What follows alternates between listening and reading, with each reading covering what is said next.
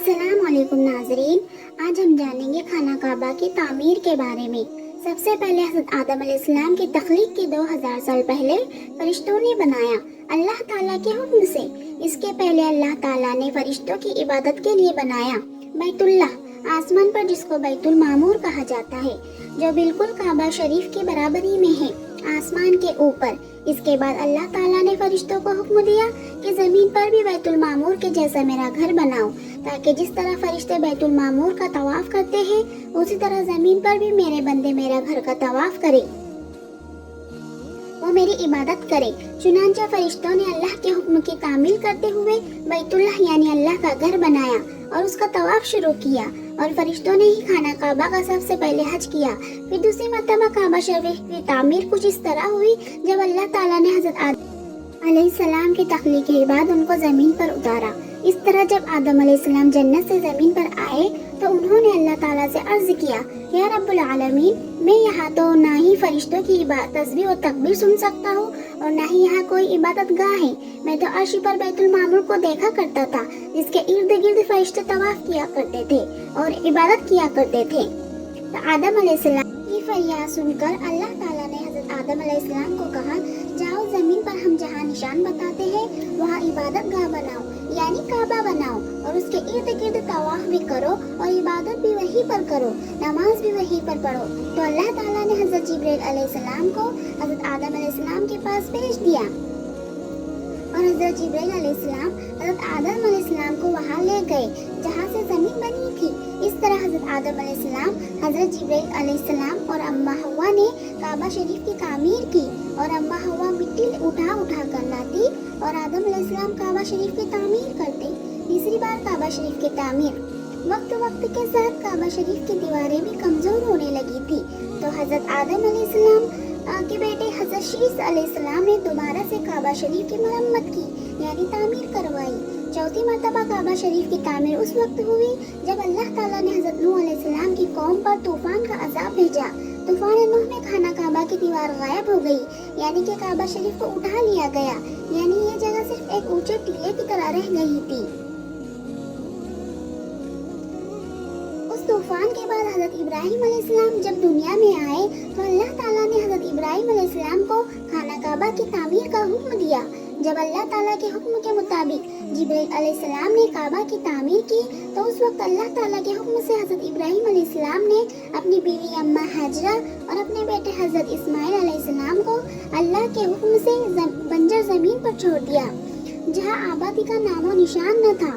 तो जब हज़रत इब्राहिम अलैहिस्सलाम ने अल्लाह के हुक्म से मक्का की तरफ पहली बार सफ़र किया और उसके बाद हज़रत इब्राहिम अलैहिस्सलाम अपने ख़ानदान से मिलने के लिए फ़िलिस्तीन से मक्का आए तो हज़रत इस्माइल अलैहिस्सलाम की कुर्बानी का वाक़या पेश आया। जब एक मर्तबा हज़रत इब्राहिम अलैहिस्सलाम मक्का तशरीफ़ लाए तो हज़रत इस्माइल अलैहिस्सलाम से मुलाकात हुई। तो हज़रत इब्राहिम अलैहिस्सलाम को अल्लाह ताला ने हुक्म दिया काबा तामीर करने का। तो हज़रत इस्माइल अलैहिस्सलाम को हज़रत इब्राहिम अलैहिस्सलाम ने कहा कि मुझको अल्लाह ताला का हुक्म है कि मैं यहाँ पर काबा की तामीर करूँ। तो हज़रत इस्माइल अलैहिस्सलाम ने कहा, ज़रूर मैं आपकी खिदमत में हाजिर हूँ। तो हज़रत जिब्रील अलैहिस्सलाम ने निशानदेही की जहाँ पर काबा शरीफ बनाना था। फिर उसके बाद हज़रत इब्राहिम अलैहिस्सलाम और हज़रत इस्माइल अलैहिस्सलाम ने काबा शरीफ की तामीर की। हज़रत जिब्रील अलैहिस्सलाम पहाड़ों पर से पत्थर उठा उठा कर लाते और हज़रत इब्राहिम अलैहिस्सलाम काबा तामीर करते। फिर एक कुएं में से हज़रत जिब्रील अलैहिस्सलाम ने 2 पत्थर लाए, जिसमें से एक पत्थर को हजर अस्वद कहा जाता है और दूसरा पत्थर मकाम इब्राहिम के नाम से मशहूर हुआ। मकाम इब्राहिम वो पत्थर है जहाँ पर हज़रत इब्राहिम अलैहिस्सलाम ने खड़े रहकर काबा की दीवार बुलंद की। जब हजर अस्वद जन्नत से उतारा गया तो बिल्कुल सफ़ेद था, फिर इंसानों के गुनाह ने उसको सियाह कर दिया। 5वीं मर्तबा बैतुल्लाह की तामीर कौम अमालका ने की और 6ठी मर्तबा कबीला जुरहम ने तामीर किया। 7वीं मर्तबा काबा शरीफ की तामीर हज़रत मोहम्मद सल्लल्लाहु अलैहि वसल्लम की नस्ब में से एक बुजुर्ग है जिनका नाम हज़रत कुसा बिन कुलाब था। उन्होंने एक बेमिसाल पुख्ता इमारत तामीर की। 8वीं मर्तबा काबा शरीफ की तामीर की ज़रूरत जब पड़ी जब कुरैश के कबीले में ज़ोरदार सैलाब आया, तो इस सैलाब की वजह से काबा शरीफ की दीवारें कमज़ोर हो चुकी थी। تو قبیلہ قریش نے کعبہ شریف کی تعمیر پھر سے کی، جس میں ہمارے نبی اقدس محمد صلی اللہ علیہ وسلم نے بھی شرکت کی۔ 9ویں مرتبہ کعبہ شریف کی تعمیر اس وقت ہوئی جب یزیدی فوج کی سنباری کی وجہ سے خانہ کعبہ کی دیوار شکستہ ہو گئی، تو عبداللہ بن زبیر نے کعبہ شریف کی تعمیر کی۔ خانہ کعبہ کی 10ویں تعمیر عبد الملک بن مروان کے نائب حجاج بن یوسف جو کہ ظالم حکمران تھا، اس نے 74 ہجری میں قریش والی تعمیر کے مطابق بنایا۔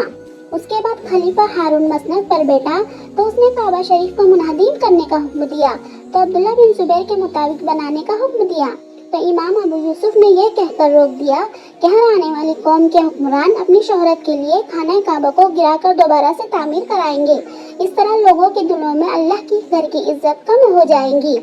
سلطنت عثمانیہ کے سلطان مراد بن احمد خان شاہ قسطنطنیہ حجر اسود کے رکن کے علاوہ بنیاد حجاج کے مطابق تعمیر کروایا۔ اس تعمیر کا کام 6 ماہ میں مکمل ہوا۔ اس نے خانہ کعبہ کے اندر سنگ مرمر کا پتھر لگایا اور نہایت ہی خوبصورت چھت بنوائی، اور باہر کی دیواریں چنا میں چنی گئی ہوئی تھی، اور نہایت ہی نفیس اور ریشمی سیاہ رنگ کا پردہ خانہ کعبہ پر ڈالا گیا جس پر کلمہ طیبہ تحریر تھا۔ اس طرح خانہ کعبہ کی تعمیر پوری ہوئی۔ یہ عمارت 404 سال پرانی ہے۔ اس طرح 10 مرتبہ کعبہ شریف کی تعمیر کی۔ شکریہ ناظرین، آپ سے گزارش ہے کہ میرے چینل کو لائک کیجیے، شیئر کیجیے اور سبسکرائب کیجیے تاکہ ایسے ہی تاریخی واقعات سب سے پہلے آپ تک پہنچ سکیں۔ شکریہ۔